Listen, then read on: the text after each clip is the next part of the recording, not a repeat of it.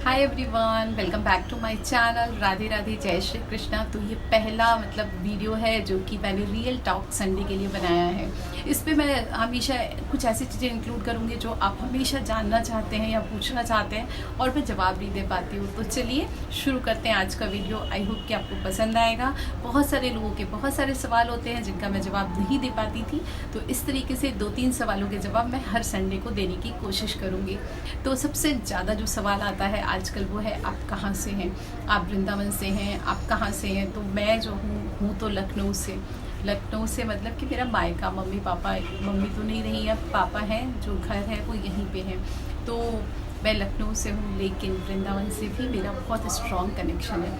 मेरी दादी का मायका वृंदावन के पास था, मेरी ननिहाल अलीगढ़ है। मेरे पापा के साइड के सारे लोग आगरा मथुरा में ही बसे हुए हैं। और साथ में हर साल एक बार तो हमारा ज़रूर जाना होता था। बचपन से ही हम ज़रूर जाते थे, अलीगढ़ जाते थे नानी के यहाँ, या फिर कुछ न कुछ शादी, कोई फंक्शन, कुछ न कुछ रहता ही था। तो साल में एक बार द्वारिकाधीश और बिहारी जी के दर्शन के लिए भी ज़रूर जाते थे। पापा का शुरू से बहुत ही ज़्यादा है कि बिहारी जी जाना है। भाई की शादी हुई तो बिहारी जाना है, बच्चा हुआ तो बिहारी जी जाना है। मतलब दर्शन करने और कुछ न कुछ करने हमेशा हम कुछ न कुछ बहाने से बिहारी जी के दर्शन करने होते थे।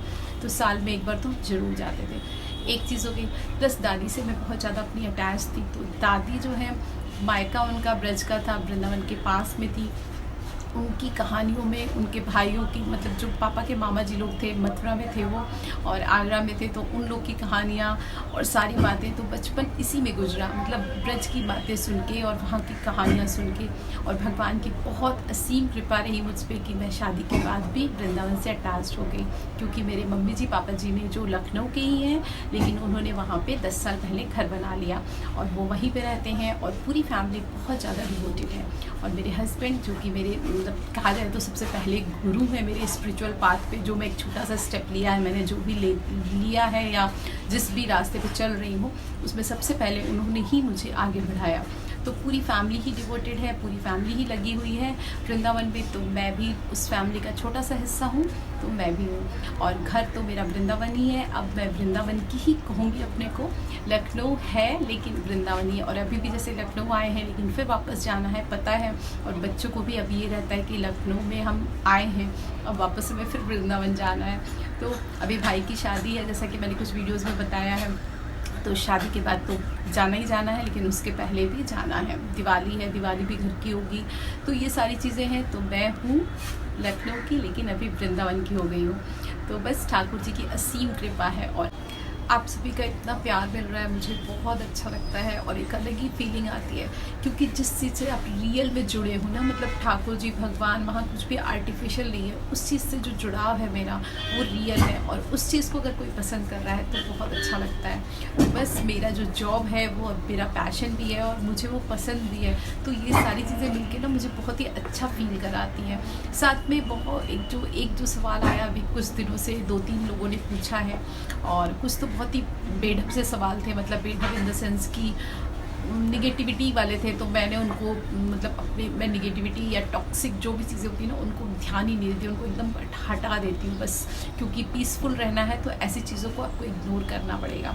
तो एक जो सवाल आया था कि आप रिव्यू वीडियो क्यों बनाती हैं, आपने शॉपिंग क्यों दिखाती हैं, आपको क्या ये सारी चीज़ें फ्री में मिलती हैं, या आपके चैनल पे हमको सिर्फ ठाकुर जी के ही, वृंदावन के ही वीडियोज़ देखते हैं। तो मुझे भी सिर्फ वृंदावन के ही वीडियोस डालना अच्छा लगता है, मुझे भी सिर्फ ब्लॉगिंग ही पसंद है।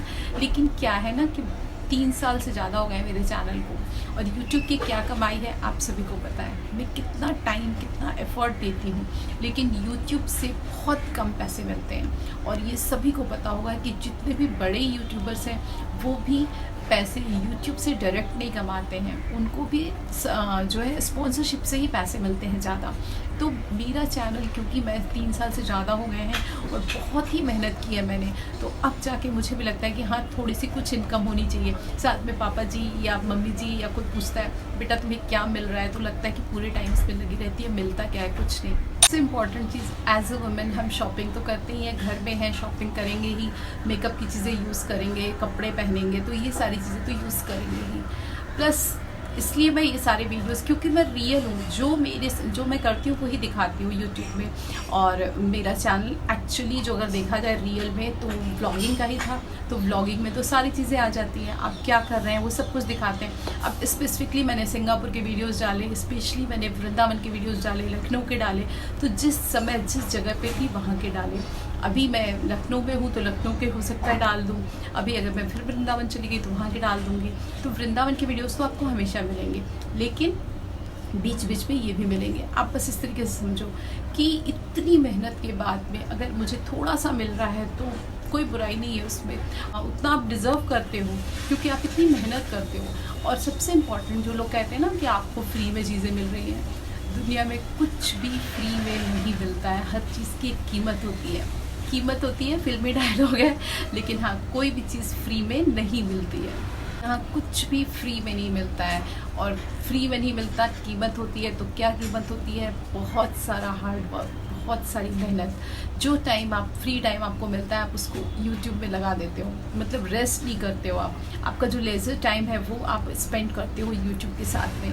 तो मैं अपनी सारी रिस्पॉन्सिबिलिटीज़ के साथ में ये काम करती हूँ, तो कुछ तो डिज़र्व करती ही हूँ।